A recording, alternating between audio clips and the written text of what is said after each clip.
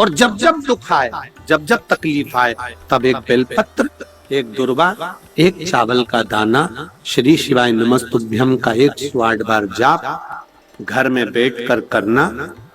हाथ में एक बेलपत्र, एक दुर्वा, एक चावल का दाना रखकर अपने दिल से 108 बार श्री शिवाय नमस्तुभ्यम घर में बोलो।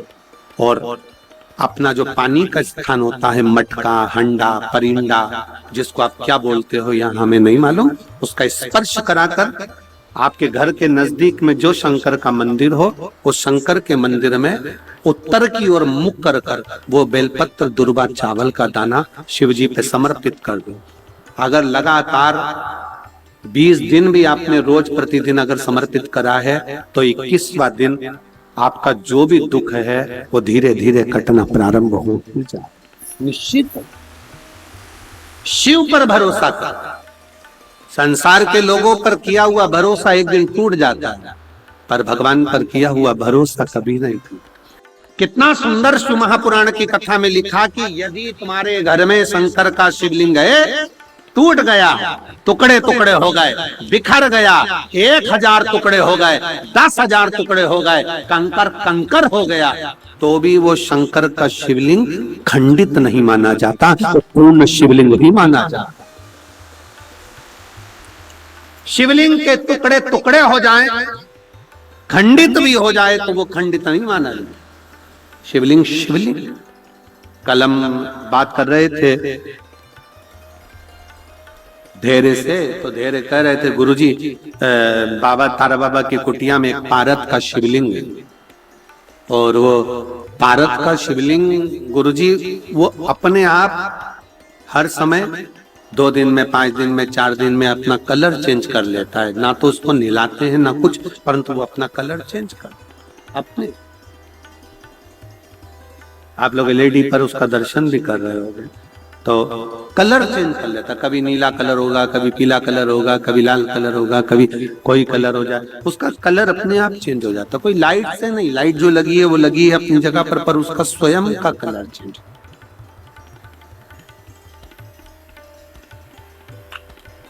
कभी आप उसको अन्य रूप में देखेंगे, कभी अन्य रूप में देखेंगे, उसके दर्शन आप करेंगे तो अपने आप में एक दर्शन का मन।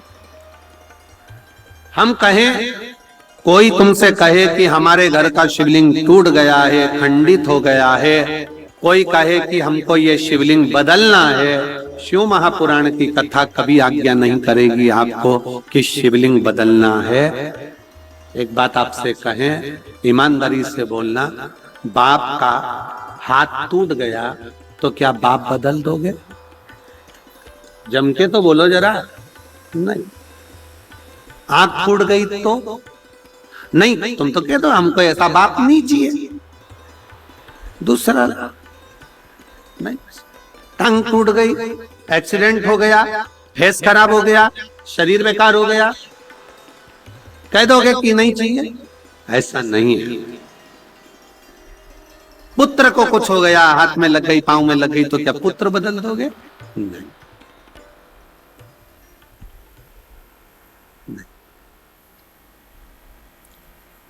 बाप बाप है, वो हमेशा बाप ही रहेगा। इसलिए उसके पांव में लगी, चाहे हाथ में लगी, चाहे उसके कंकर के टुकड़े टुकड़े हो जाएं, तो भी वो कंकर शंकर ही रहेगा। उसमें भेद नहीं,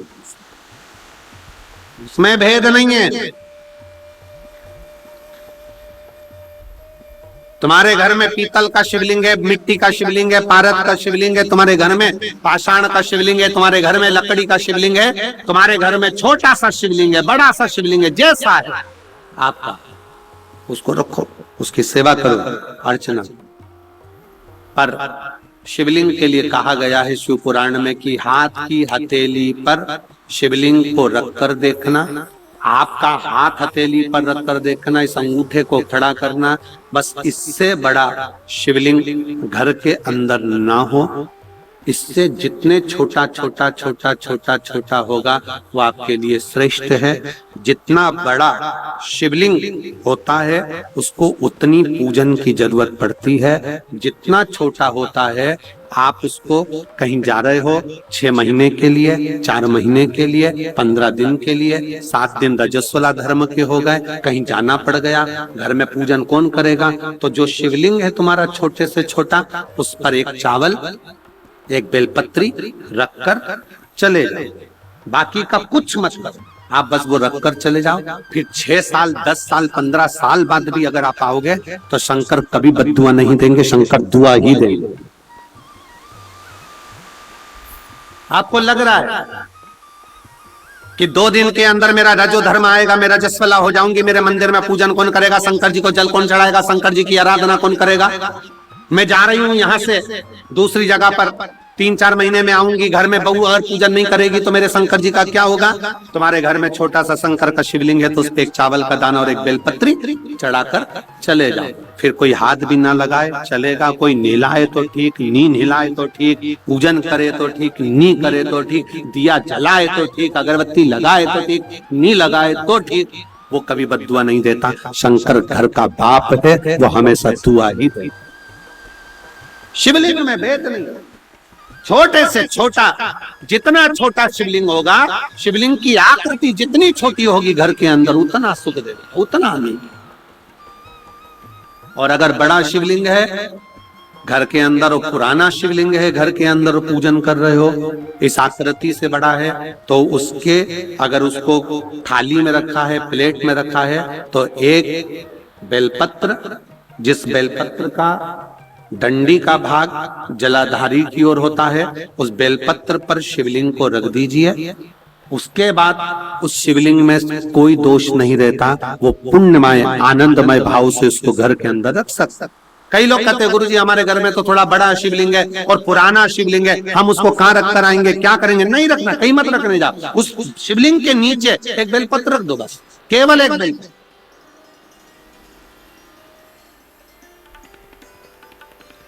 एक बेलपत्र उस शिवलिंग के नीचे रख दो, स्वीकृत। शंकर भगवान का शिवलिंग कभी खंडित नहीं होता, कभी। शिव जी का एक नाम है सहस्त्रेश्वर महादेव।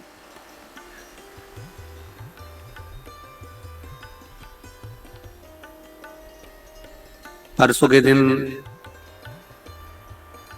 श्री गोपाल जी कांडा जी के यहाँ से उनकी धर्म पत्नी और श्री गोविंद जी कांडा जी की धर्म पत्नी दोनों बैठी हुई बात कर रही थी।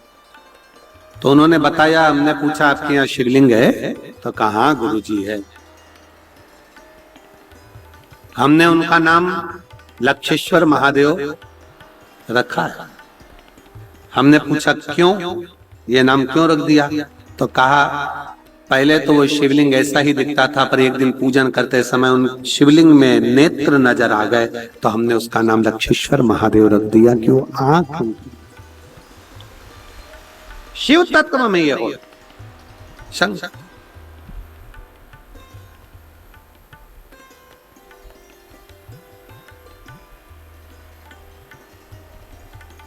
आप संबंध शंकर से जब जोड़ते हो, शिव से जब आपका संबंध जुड़ता है ना, तो बहुत सावधानी रखना। शंकर का जो हो गया ना, उसको जीवन में किसी चीज की कमी नहीं पड़ती।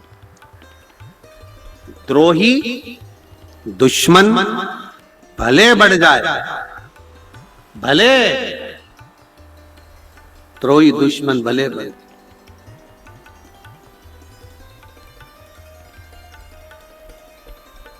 पर शिव शिव है, शंकर शंकर। श्री शिवाय नमस्तुभ्यम एक ऐसा जप, एक ऐसा मंत्र जिसको ये नहीं देखा जाता कि आप कहां बैठे हो, कैसे बैठे हो, कहां खड़े हो, कहां नहीं खड़े हो।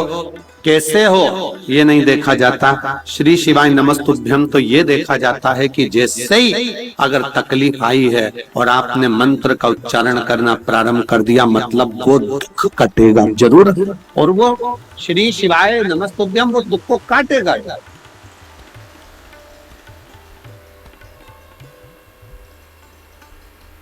दुख कटेगा, कष्ट मिटेगा।